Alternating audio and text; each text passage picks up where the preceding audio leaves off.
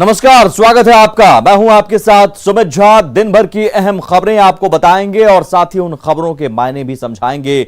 सबसे पहली खबर सियासी गलियारे से। पश्चिम बंगाल में होने वाले विधानसभा चुनाव से ऐन पहले कांग्रेस पार्टी में ही किचकिच शुरू हो गई है और इस बार लड़ाई कांग्रेस सांसद आनंद शर्मा और अधीर रंजन चौधरी में छिड़ी है, जिस पर बीजेपी भी जमकर निशाने साध रही है।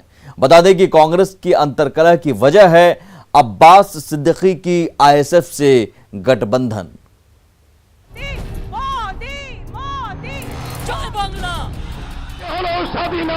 लड़ाई जारी है।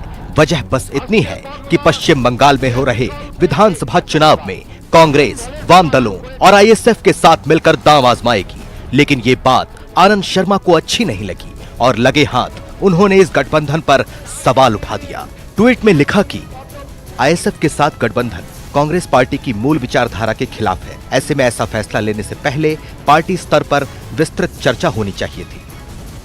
गठबंधन पर उठाए गए सवालों के बाद अब अधीर रंजन चौधरी ने उन पर पलटवार किया और एक के बजाय चार ट्वीट कर डाला, जिसका मजमून कुछ इस तरह है कि बंगाल में पार्टी ने जो भी फैसला लिया है आलाकमान के निर्देश पर ही लिया है।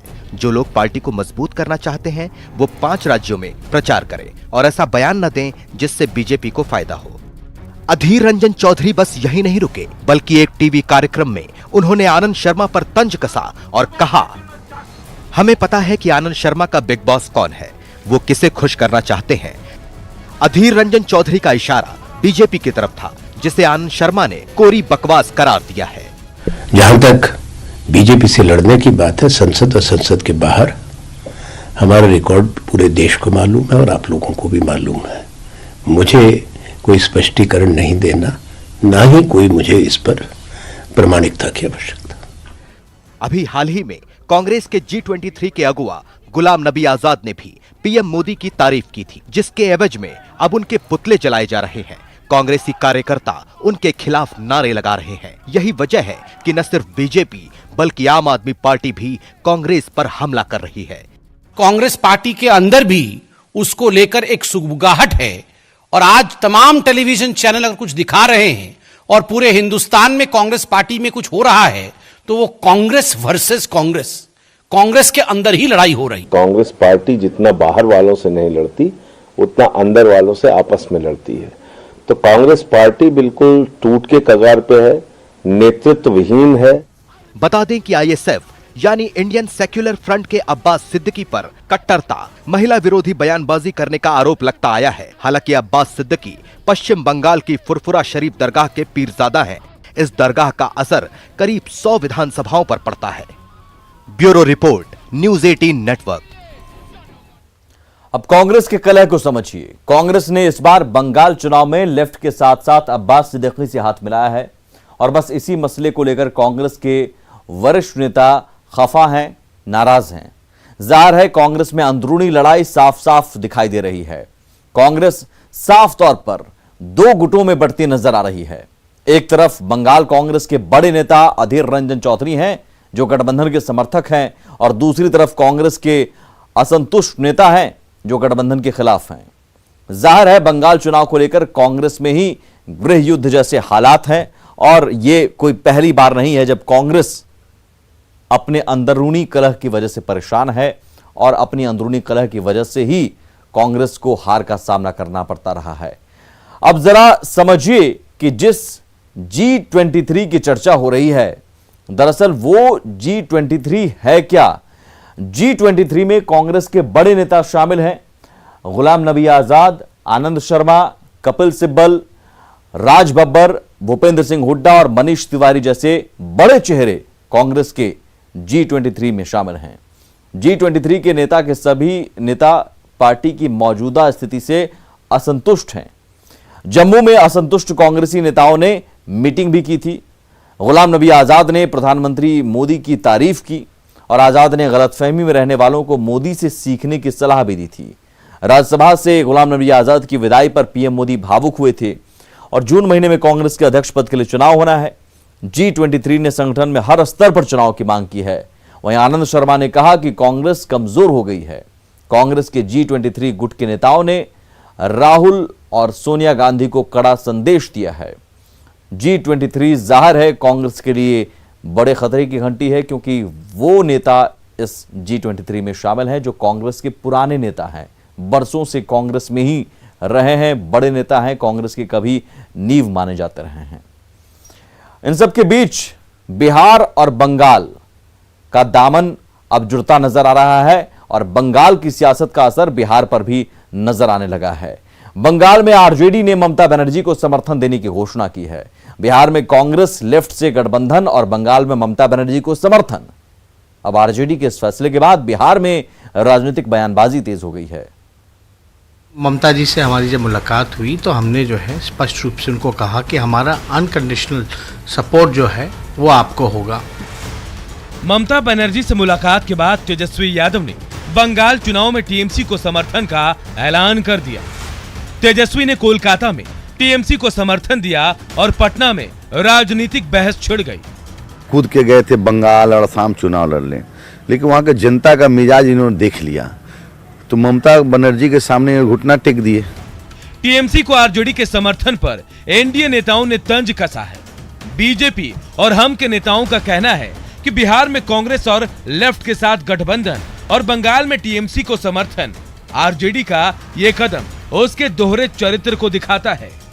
जिस तरीके से कांग्रेस को पिछलग्गू बनाना चाहती है और दूसरे जगहों पर कांग्रेस के लिए एक प्रेशर ग्रुप बिल्डिंग राजनीति करना चाहती है ताकि यहां बिहार में उनकी बार्गेनिंग की पोजीशन बेहतर रहे। राष्ट्रीय जनता दल के नेता ने ममता बनर्जी को समर्थन देकर यह बात साबित कर दिया कि कांग्रेस पार्टी और लेफ्ट पार्टी पर राष्ट्रीय जनता दल को किसी तरह का कोई भरोसा नहीं है।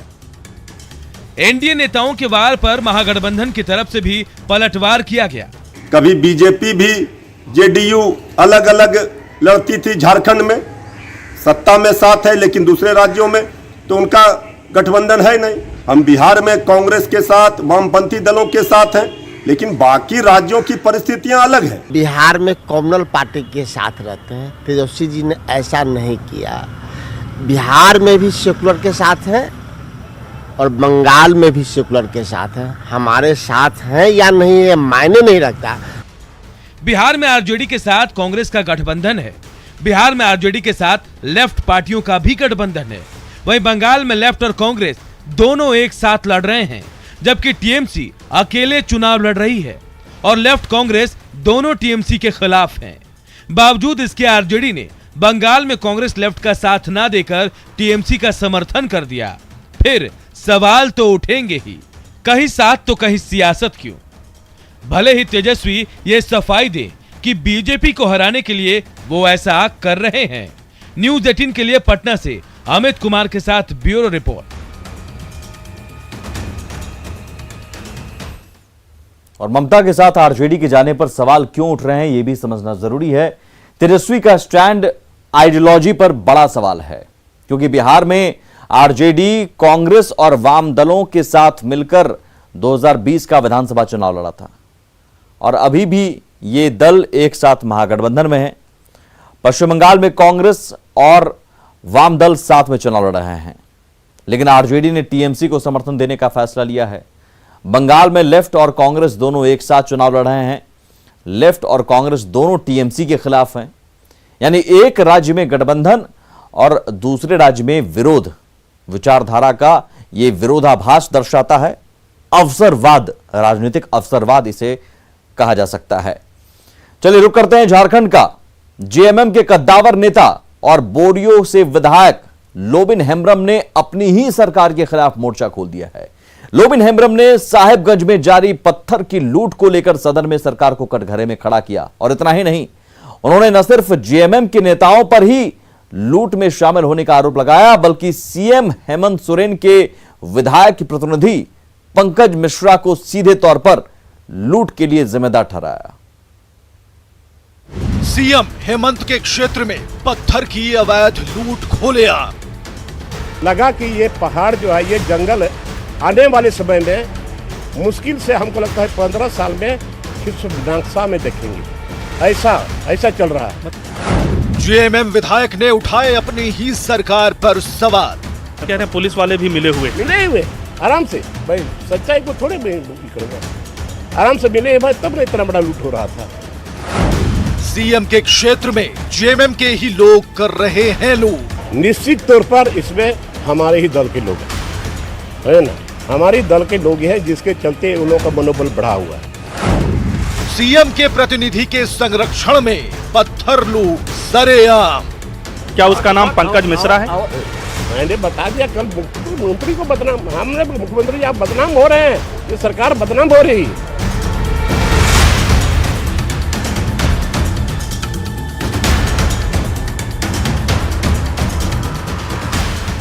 जेएमएम के कद्दावर नेता और बोरियो विधायक लोबिन हेम्ब्रम ने अपनी ही सरकार के खिलाफ मोर्चा खोल दिया है। साहिबगंज में जारी पत्थर के अवैध खनन को लेकर सदन में उन्होंने सरकार को कटघरे में खड़ा किया। जेएमएम विधायक लोबिन हेम्ब्रम ने अपनी ही सरकार पर सवाल उठाए। उन्होंने कहा कि प्रशासन, वन और माइनिंग विभाग की मिलीभगत से धड़ल्ले से पत्थर का अवैध खनन हो रहा है। इतना ही नहीं, लोबिन हेम्ब्रम ने साफ कहा कि जेएमएम नेताओं की शह से पत्थर की लूट हो रही है। निश्चित तौर पर इसमें हमारे ही दल के लोग हैं, है ना, हमारी दल के लोग हैं जिसके चलते उन लोगों का मनोबल बढ़ा हुआ है। और आज हम इतना बड़ा लड़ाई लड़ रहे हैं और उन लोगों का संरक्षण हमको नहीं मिल रहा है, बट उन्हीं लोगों के साथ में वो व्यवसायिक वर्ग का उन लोगों ने एक कमेटी भी बना दिया है जिसमें अध्यक्ष सचिव को चुन लिया गया है। लोबिन हेम्ब्रम यही नहीं रुके, उन्होंने सीधे तौर पर सीएम हेमंत सोरेन के विधायक प्रतिनिधि पंकज मिश्रा पर सवाल उठाए और सीधे तौर पर पत्थर की लूट के लिए पंकज मिश्रा को जिम्मेदार ठहराया। क्या उसका नाम पंकज मिश्रा है? मैंने बता दिया कल मुख्यमंत्री को बदनाम, हमने मुख्यमंत्री आप बदनाम हो रहे हैं, ये सरकार बदनाम हो रही।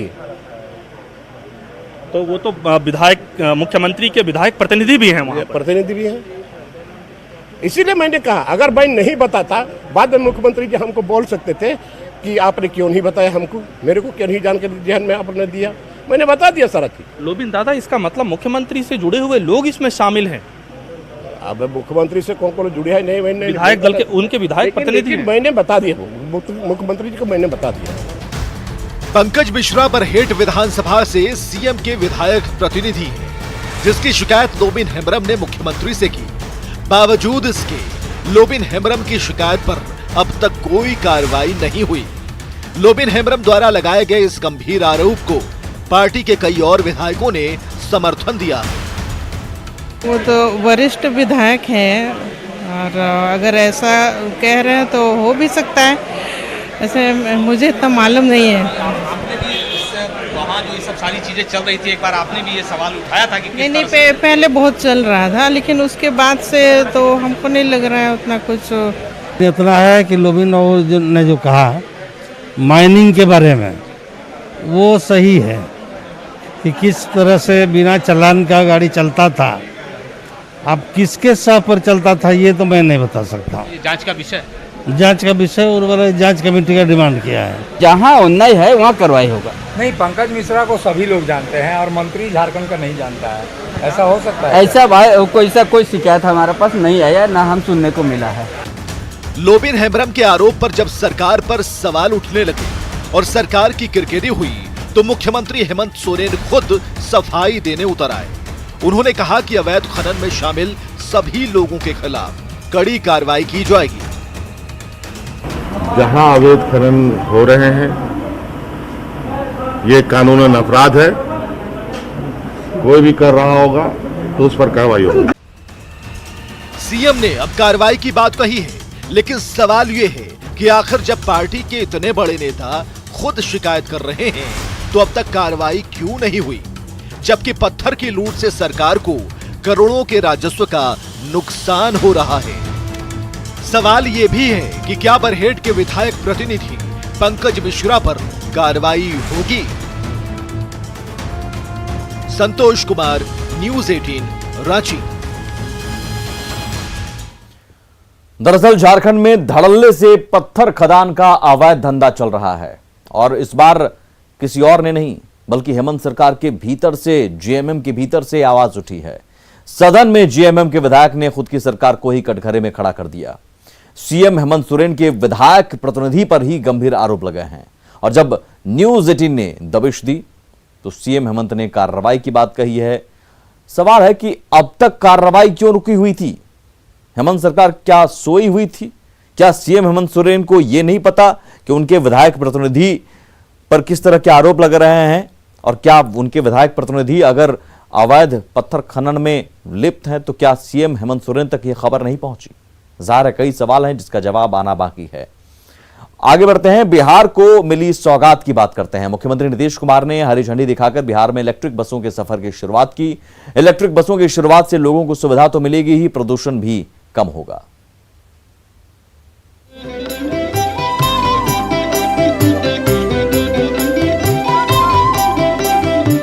अब ना तो धूल धक्कड़, ना धुआं और ना खटपट की आवाज। अगर आप बिहार में हैं और आपके बगल से बिना किसी शोर के कोई बस गुजर जाए तो चौंकिएगा मत। ये इलेक्ट्रिक बस है जी, जो अब बिहार की सड़कों पर फर्राटे भरने वाली। प्रदूषण रहित इस सफर की शुरुआत सीएम नीतीश कुमार ने हरी झंडी दिखाकर की।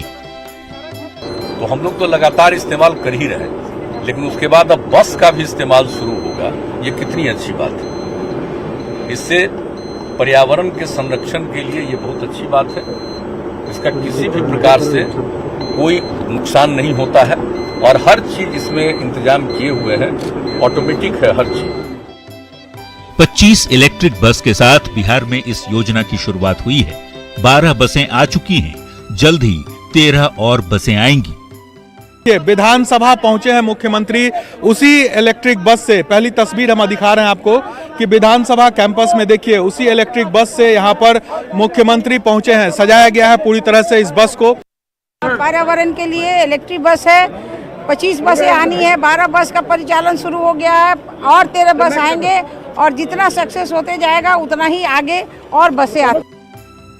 बिहार के लोगों के लिए प्रदूषण मुक्त ये सफर काफी सुहाना होने वाला है, जिसका फायदा राज्य के सभी 38 जिलों के लोगों को मिलेगा। इन एसी इलेक्ट्रिक बसों में 3-3 सीसीटीवी कैमरे लगे हुए हैं, एक बाहर और 2 अंदर। बस में पैनिक बटन है, चार्जिंग पॉइंट है, साथ ही बसों में फायर फाइटिंग का सामान भी है। पटना के लोगों ने इलेक्ट्रिक बस से यात्रा की शुरुआत कर दी है। सबसे पहले जेडी वुमेन्स कॉलेज की जो छात्राएं हैं उन्हें आज यह मौका दिया गया है सिंबॉलिक तौर पर। करें, कैसा अनुभव है? बहुत अच्छा लग रहा है सर, ऐसे बस में आज पहली बार मैं बैठ रही हूँ। ये सर क्योंकि ये इलेक्ट्रिक बस और इसमें हमें सीसीटीवी की भी सुविधा दी गई है, तो महिलाओं के लिए तो बहुत ही अत्यधिक सुरक्षित है। और हम स्टूडेंट्स के लिए पॉल्यूशन फ्री, पटना में भी पॉल्यूशन फ्री जैसी चीजें लाना ये बहुत ही बड़ा पहल है। तो हम लोग इसके लिए अपने मुख्यमंत्री का बहुत ही अत्यधिक शुक्रिया अदा करते हैं। देश की राजधानी में अभी इलेक्ट्रिक बस सेवा की शुरुआत नहीं हुई है। देश के कुछ राज्यों में इंटरसिटी इलेक्ट्रिक बसें जरूर चल रही हैं, लेकिन राज्य की राजधानी से तमाम जिलों तक प्रदूषण मुक्त सफर की शुरुआत कर बिहार ने बाकी राज्यों के लिए एक उदाहरण पेश कर दिया है। न्यूज़ 18 के लिए पटना से शैलेंद्र के साथ साकेत कुमार की रिपोर्ट। और इसी के साथ इस बुलेटिन में इतना ही। आगे भी खबरों का सिलसिला लगातार जारी है। नमस्कार।